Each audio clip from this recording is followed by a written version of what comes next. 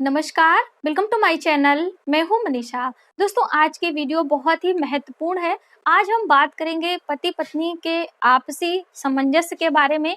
हमारे चैनल पे बहुत सारे कमेंट आते हैं कि मैडम हमारे पति पत्नी के बीच में आपसी संबंध अच्छे नहीं हैं, यानी कि कहीं कहीं तो ऐसे भी कमेंट है जो मैंने कई उपाय भी आपको दिए हैं।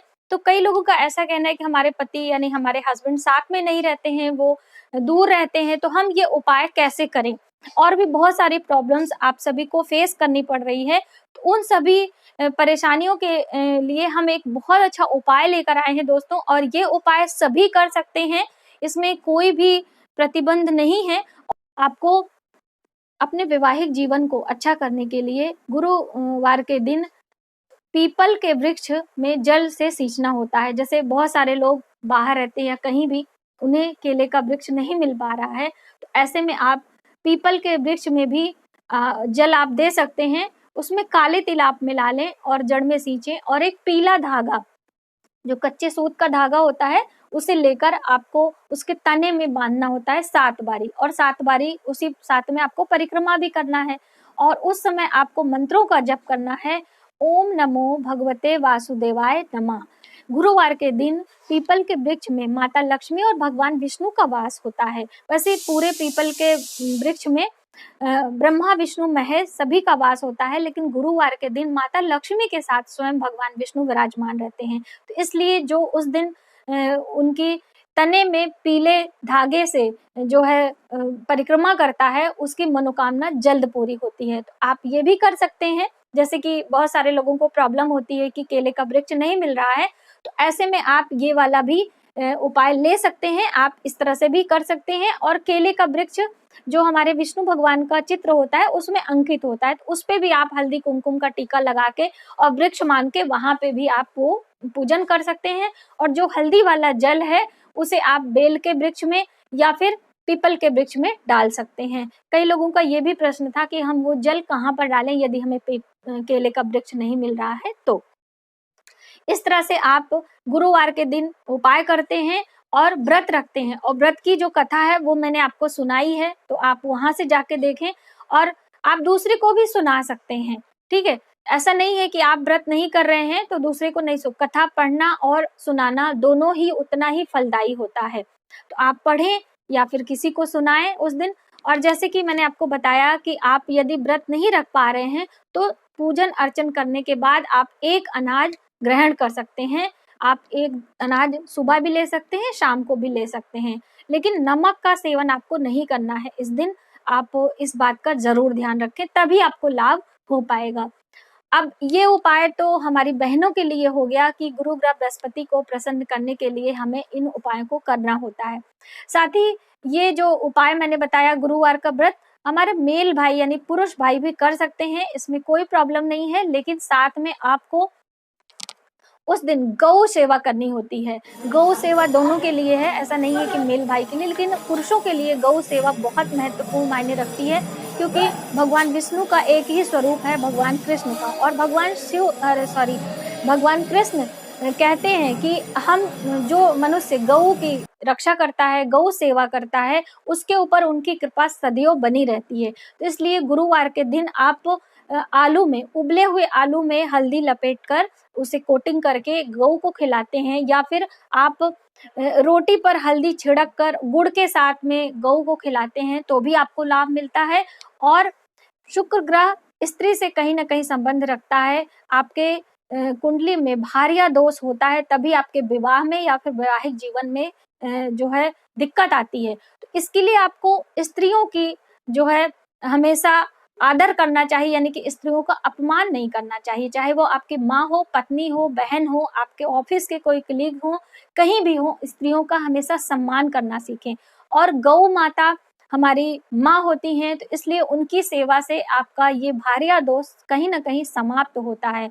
और आप उन्हें जल पिलाएं, प्रतिदिन पिलाएं। ऐसा नहीं कि आपने एक ही दिन, आपको जब भी अवसर प्राप्त हो आप गौशाला जाएं और कुछ देर गऊ की सेवा करें, यानी कि उन्हें चारा दें, उन्हें जल दें।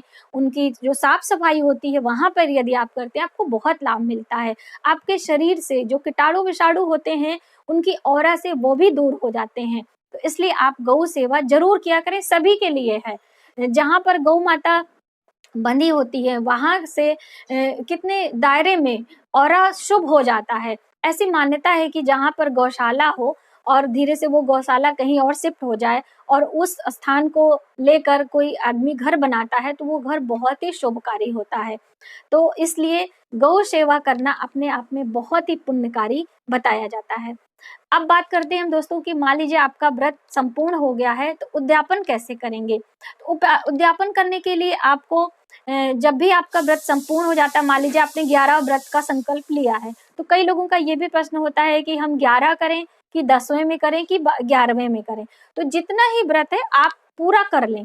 जैसे 11 है तो 11 गुरुवार का व्रत आप संपूर्ण कर लें, 12वें गुरुवार को आपको उद्यापन करना है। जैसे आप व्रत रखते हैं वैसे रखें।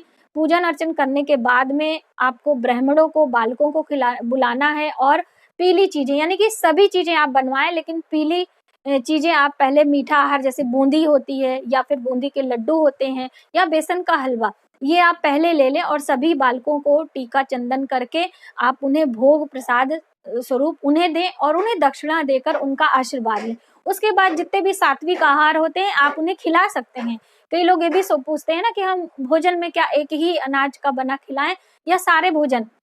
सात्विक भोजन आप सभी खिला सकते हैं, प्याज लहसुन का इस्तेमाल आपको नहीं करना है किसी भी व्रत के भोजन में। और उसके बाद आप ये पहले देकर और उसके बाद आप जो है आप भोजन खिला दें। सभी चीजें पूरी सब्जी कचौरियाँ रायता चटनी जो भी है आप सब खिला सकते हैं, उसमें कोई प्रॉब्लम नहीं। लेकिन पहली बार आपको ये बूंदी का यानी कि मीठा प्रसाद उन्हें देना चाहिए और हल्दी कुमकुम का सबको तिलक करना चाहिए। अब बात आती है अगले टोटके के बारे में, अगले उपाय के बारे में। तो दोस्तों आपको अपना गुरु ग्रह मजबूत करने के लिए एक बहुत अच्छा जो है उपाय है, इसे आप करें। और ये मेल और फीमेल दोनों के लिए है। आपको एक चांदी की कटोरी लेनी है और उसमें शुद्ध गंगा जल और केसर मिलाना है और उसमें चुटकी भर हल्दी मिला लेनी है और तीनों को आपस में एक अच्छा सा घोल तैयार करना है और इस घोल को आप माथे पर लगाना है, उसके बाद अपने कंठ में और उसके बाद अपनी जबान पे। तो जबान पे लगाने से बाद में आपको अपने हाथ को धो लेना है, उसके बाद आपको अपनी नाभि पर लगाना है। ये 3 जगह आपको हर गुरुवार के दिन ये आप लगाते हैं तो आपके व्यापार में, आपके वैवाहिक जीवन में, यदि आपका विवाह नहीं हो रहा है, आपका शिक्षा में कोई बाधा आ रही है, हर प्रकार से ये जो चंदन है, ये जो तिलक है आपको बहुत लाभकारी देगा। लेकिन साथ में आपको अपने व्यवहार पर ध्यान रखना है, आपको अपने बड़े बुजुर्गों का आदर करना है, उनका आशीर्वाद लेना है।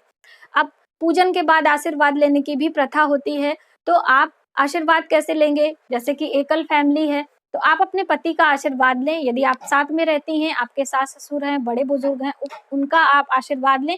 या फिर आप अकेले रहते हैं तो अपने पितरों के आशीर्वाद आप ले सकते हैं। तो इस तरह से इन छोटी छोटी बातों का ध्यान रखते हुए आप गुरुवार का व्रत करें और इन उपायों को करें।